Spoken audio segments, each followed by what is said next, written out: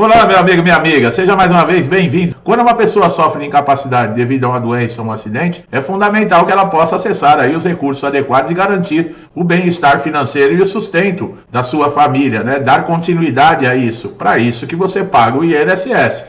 Nesse caso, o INSS desempenha o papel aí de dar essa assistência a esses segurados que enfrentam esse tipo de dificuldade.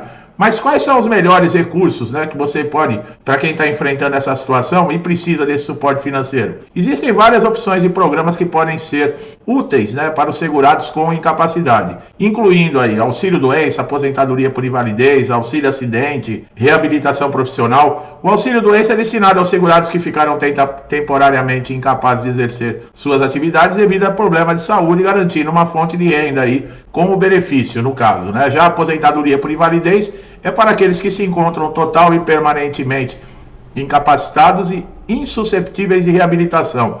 Esse insusceptíveis, pessoal, é que não é possível ser reabilitado, mas tem um monte de gente que já é aposentado por invalidez que está na reabilitação profissional. Agora, além disso, o auxílio acidente, que é um benefício muito pouco conhecido, que é para aqueles segurados que sofrem, por exemplo, um acidente ou até uma doença, mas ficam com sequelas que reduzem a capacidade laboral, proporcionando aí uma indenização e suporte para se adaptarem a novas condições. Essa indenização, pessoal, por exemplo, se você está dentro de uma empresa e acontece um acidente devido à negligência de uma empresa, no caso, por exemplo, a falta de um equipamento de segurança, a carga horária excessiva, que acontece muito nas empresas, trabalhar, por exemplo, em locais com periculosidade, insalubridade, e de repente isso fica uma sequela. Você até consegue se recuperar para retornar até a sua própria função, mas ficou uma sequela em você que diminuiu a sua capacidade. Por exemplo, respiratória. Você trabalhou em local que nem...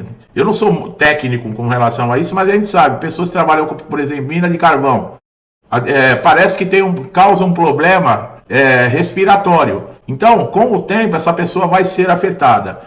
Aí ela tem um problema, ela se afasta, fica afastado, né, do trabalho.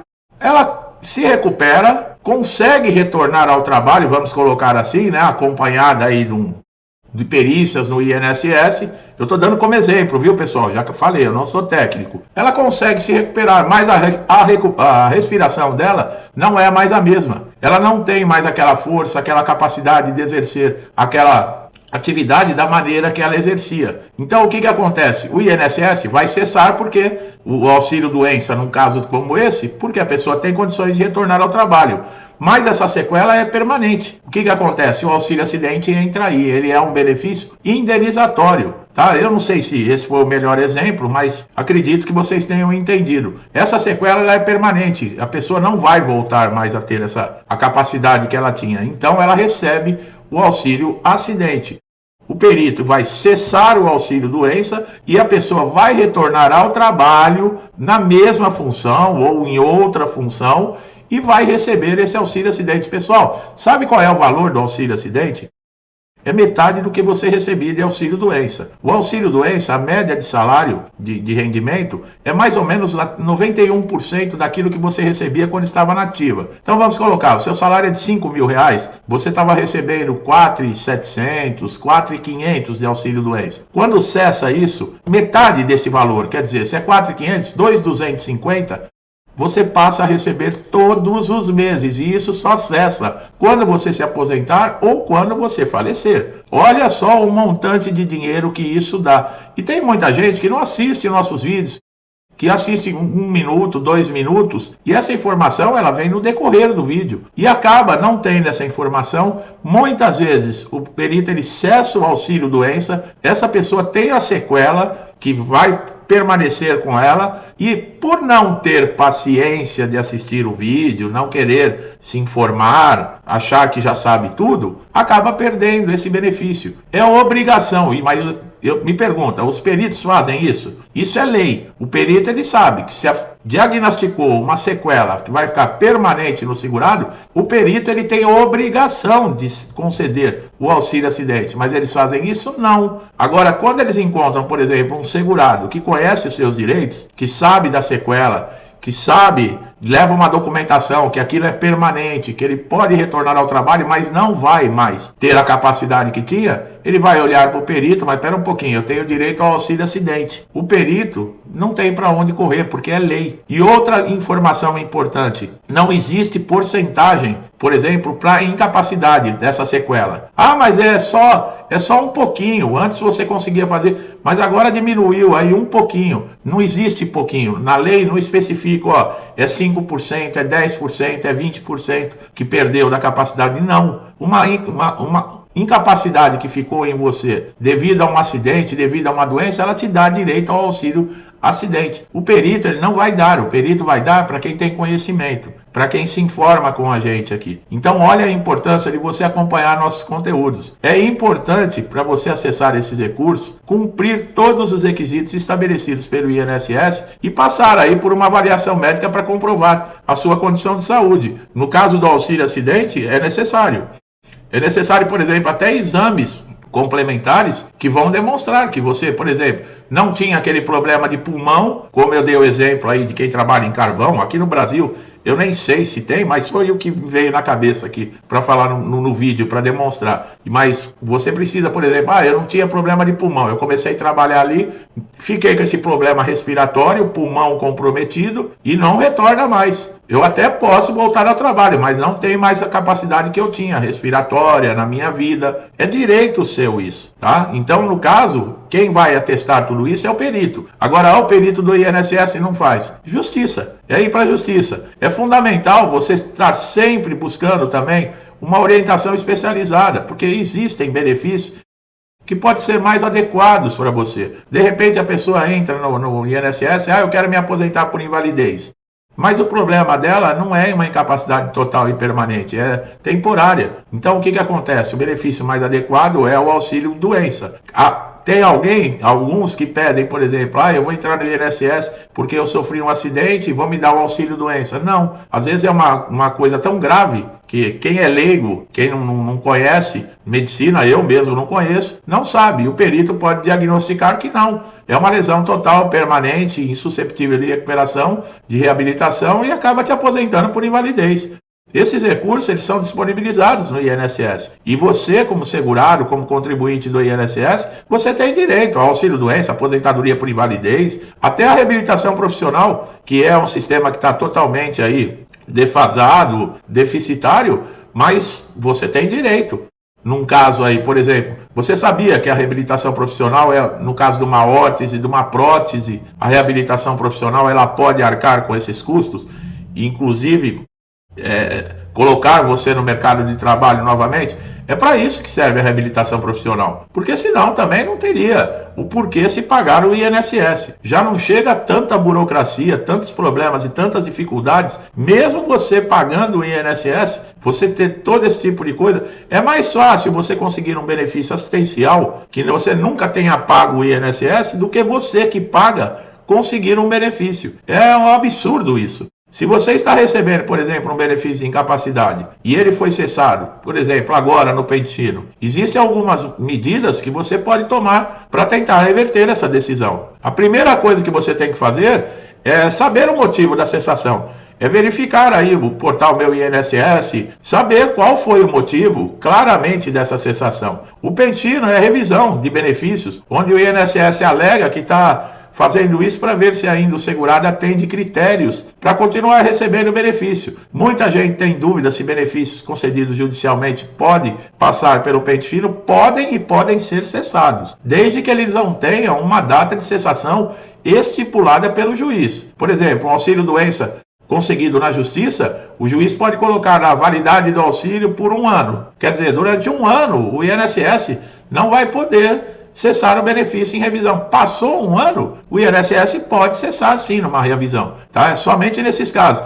E o aposentado por invalidez tem mais de 60 anos, aqueles que têm 55 anos e recebem o benefício há mais de 15, portadores de HIV, esses não podem ser chamados para pente fino. O restante pode. O auxílio-doença pode.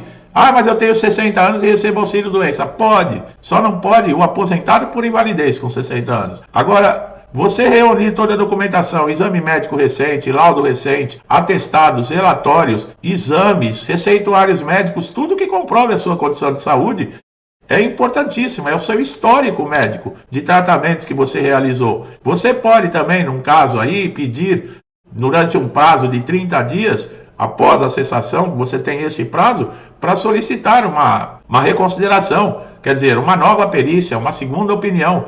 Você pode fazer isso, inclusive, pedindo através do portal Meu INSS, onde você vai agendar uma nova perícia, o INSS vai marcar, você não pode deixar de comparecer, pessoal, tá? Muita gente não leva a sério, chega atrasado, muitos não comparecem e não remarcam a perícia, depois você não consegue mais benefício, fica muito mais difícil. E outra, se você está recebendo e de repente ele foi cessado, você também, além do pedido de reconsideração, você pode interpor recursos administrativos dentro do INSS.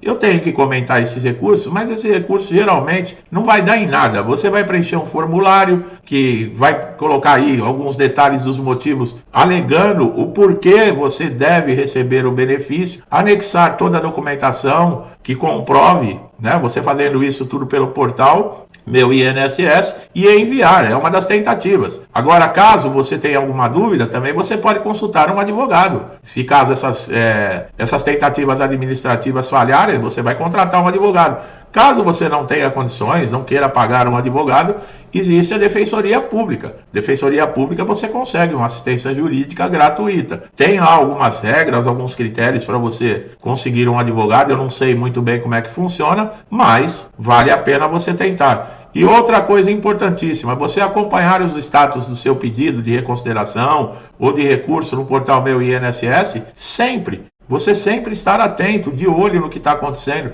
Ali tem como você acompanhar, tá? O que está acontecendo? Você fez o pedido de reconsideração, mas será que o INSS vai acatar? Não vai? Aonde que está? O que está acontecendo? Outros benefícios também de assistência social, como o BPC. Se você tem condições de trabalhar e renda, você também pode verificar a possibilidade de solicitar também esse benefício, tá? Tudo você consegue fazer através do portal Meu INSS. O benefício de prestação continuada é aquele que é para pessoas que completaram 65 anos e nunca contribuíram com o INSS, ou o tempo de contribuição nunca vai chegar a dar direito a uma aposentadoria. Essas pessoas, depois de 65 anos, começam a ter direito a receber um salário mínimo mensal. Ou então, pessoas com deficiência, sem limite de idade, que não podem trabalhar, que não têm condições, e é necessário.